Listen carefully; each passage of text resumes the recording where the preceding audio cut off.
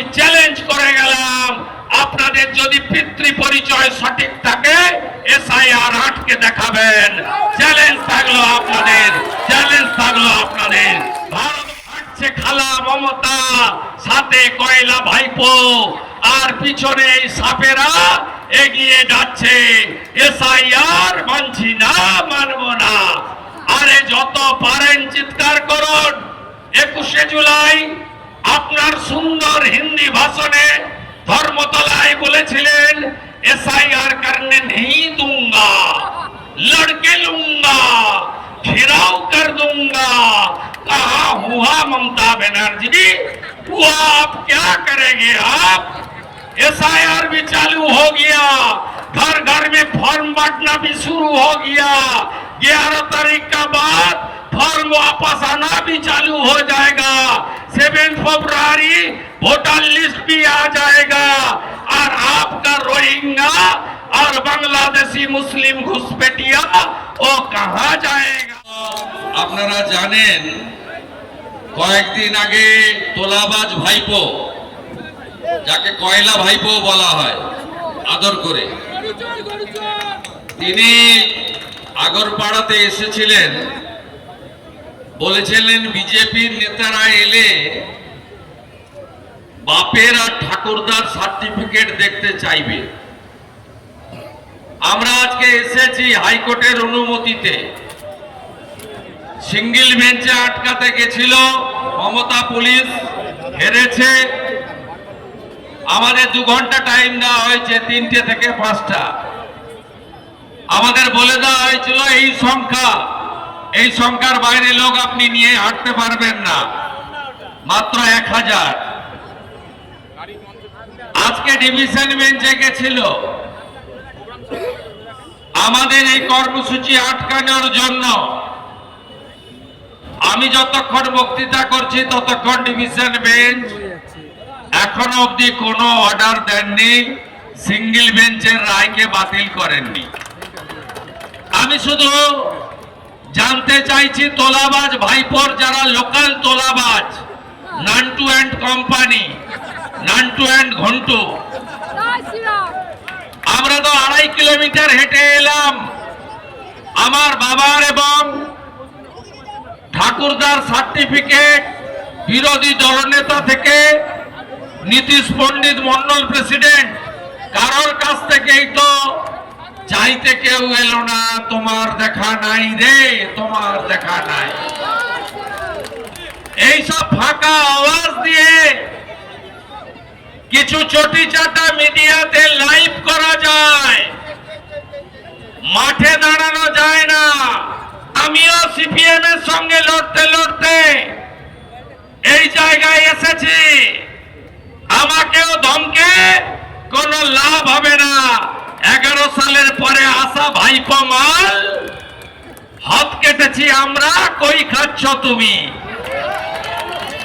এখানে যারা আছে কেউ প্যারাশুটেও নামেনি, লিফটেও ওঠেনি, আমরা সিঁড়ি ভেঙে ওঠালো। তাই সার্টিফিকেট দেখতে কেউ চায়নি।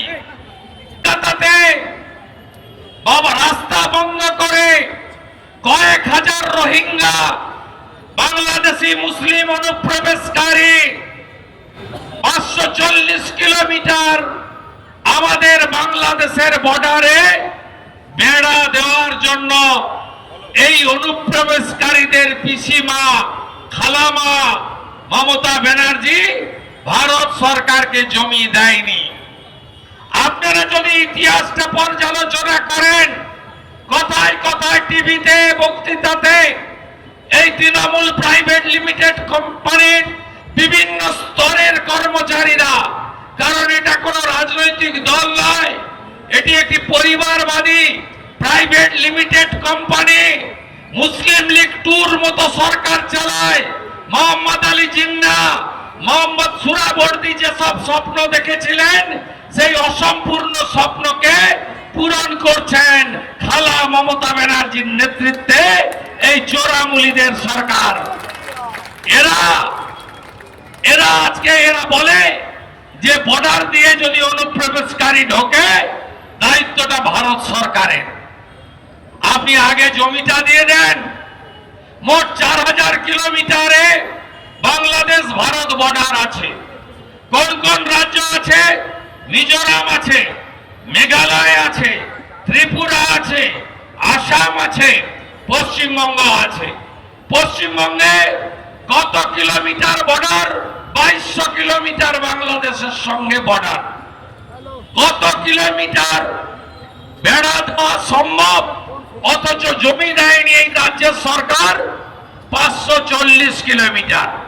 2016 সাল থেকে আগে রাজনাথ সিং জি, পরে অমিত শাহজি, ভারত সরকার এই সরকারকে অ্যাডভান্স টাকা দিয়েছেন, বাজার মূল্যে জমি কিনে দাও, আমাদের জমি দাও, আমরা বেড়াটা লাগিয়ে দিই, নইলে পশ্চিমবঙ্গ তো যাচ্ছেই, এর সঙ্গে সঙ্গে ভারতবর্ষ সুরক্ষা প্রশ্ন চিহ্নের সামনে চলে যাচ্ছে। এরা কি করছে? এরা ল্যান্ড জেহাদ করছে, এরা লাভ জেহাদ করছে। কন্যাদেরকে, বোনেদেরকে তুলে নিয়ে গিয়ে পটিয়ে পাটিয়ে তাদের অভাবের সুযোগ নিয়ে তাদের বিবাহ করে জমি দখল করছে। 2 বছর পরে মেরে তাড়িয়ে দিচ্ছে, আবার একটা বিয়ে করছে, আবার 2 বছর পরে তাকে তাড়িয়ে দিচ্ছে, আবার একটা বিয়ে করছে, ইতিমধ্যে 4টে বাচ্চা হচ্ছে। এই অবস্থা হচ্ছে লাভ জিহাদের ফল। ল্যান্ড জিহাদ বললাম, ধর্ম জিহাদ। আপনারা জানেন বাঙালি সংস্কৃতি হিন্দু। আপনারা বলুন, পশ্চিম বাংলায় স্বাধীনতার আগে, স্বাধীনতার পরে যেমন 6000 গ্রাম আছে যেখানে শাক বাঁচত, তুলসী মঞ্চ ছিল, প্রদীপ দেওয়া হতো, কাসরের ঘন্টা পাওয়া যেত, যেখানে গীতা পাঠ, হনুমান চালিসা হতো, মহাদেবের মাথায় জল ঢালতো, এমন 6000 গ্রাম পশ্চিম বাংলায় এই 15 বছরে হিন্দু শূন্য হয়ে গেছে। শাক বাজে না, ঘন্টার আওয়াজ পাওয়া যায় না, মন্দিরের অস্তিত্ব নেই। আজকে উত্তর 24 পরগনা থেকে কোচবিহার বর্ডার এলাকার যে কোনো গ্রামে যান, কি ভয়াবহ অবস্থা তাকিয়ে দেখবেন আপনারা। এরা শুধু ধর্ম জিহাদ নয়, এরা আমাদের রেশনও খাচ্ছে। 100 দিনের টাকাও চলে যাচ্ছে বাংলাদেশি অবৈধ অনুপ্রবেশকারীর হাতে। আর লাস্ট যেটার জন্য তৃণমূল রাস্তায়, তৃণমূলের সঙ্গে বাংলাদেশি মুসলিম রোহিঙ্গা জামাতিরা রাস্তায়, সেটা হলো ভোট জেহাদ। এরা এক একটা বুথকে দুর্গ বানিয়েছে। শয়ে শয়ে, হাজার হাজার অবৈধ ভোটার সবাই ভোট দেয়। আপনার বুথে 65%, 70% ভোট পড়ে। ওই বুথগুলোতে 100-র মধ্যে 95টা ভোট পড়ে। 100টার মধ্যে পুরুষরা সকালবেলা গামছা পরে ভোট দেয়, বেলার দিকে প্যান্ট পরে ভোট দেয়, বিকেল বেলা লুঙ্গি পরে ভোট দেয়। মহিলারা সকালবেলা সালোয়ার কামিজ পরে ভোট দেয়, দুপুর বেলা শাড়ি পরে ভোট দেয়, আর বিকেল বেলা ক্যামেরা বন্ধ করে বোরখা পরে মুখ ঢেকে ভোট দেয়। এটাই পশ্চিমবঙ্গের আসল চিত্র। তাই ভারতবর্ষের ইলেকশন কমিশন তারা সঠিকভাবে ধরেছে।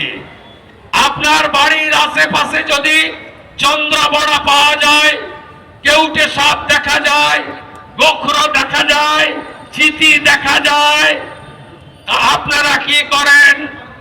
কার্বলিক অ্যাসিড ছড়ান, যাতে এই সাপগুলো বাড়িতে না ঢোকে। তাই তো ভারতের নির্বাচন কমিশন তারা পশ্চিমবঙ্গে এই বিষাক্ত সাপেদের গর্তে কার্বলিক অ্যাসিড ঢেলে দিয়েছেন। পিল পিল পিল পিল পিল পিল করে বেরিয়ে পড়েছে। হাঁটছে খালা মমতা, সাথে কয়লা ভাইপো, আর পিছনে এই সাপেরা এগিয়ে যাচ্ছে। এসআইআর মানছি না, যত পারেন চিৎকার করুন। 21শে জুলাই আপনার সুন্দর হিন্দি ভাষণে ধর্মতলায় বলেছিলেন एसआईआर करने नहीं दूंगा, लड़के लूंगा, घिराव कर दूंगा। कहा हुआ ममता बनर्जी, हुआ आप क्या करेंगे? आप एसआईआर भी चालू हो गया, घर घर में फॉर्म बांटना भी शुरू हो गया। 11 तारीख का बाद फॉर्म वापस आना भी चालू हो जाएगा। 7 फरवरी वोटर लिस्ट भी आ जाएगा और आपका रोहिंग्या और बांग्लादेशी मुस्लिम घुसपैठिया वो कहाँ जाएगा? ये तो मात्र स्वरूपनगरे 94টা ধরা পড়েছে আর এসআইআর এর নাম শুনে কাঁপতে কাঁপতে কিছু পালিয়েছে। নিউ টাউনে হঠাৎ করে সকালবেলা কাজের লোকেরা নাই, তোমার দেখা নাই রে, তোমার দেখা নাই। নিউ টাউনের বিভিন্ন জায়গা আপনাদের কাছেই বাগুইহাটির বড় জাংলুতে দেখুন ফাঁকা হয়ে গেছে, পালাচ্ছে। ধর্মভাব রক্ষা করো, পালাচ্ছে। আর তৃণমূলের নেতারা তারা বলছে পালাবি না, এসআইআর করতে দেব না। আমি চ্যালেঞ্জ করে গেলাম, আপনাদের যদি পিতৃ পরিচয় সঠিক থাকে এসআইআর আটকে দেখাবেন। চ্যালেঞ্জ থাকলো আপনাদের, চ্যালেঞ্জ থাকলো আপনাদের।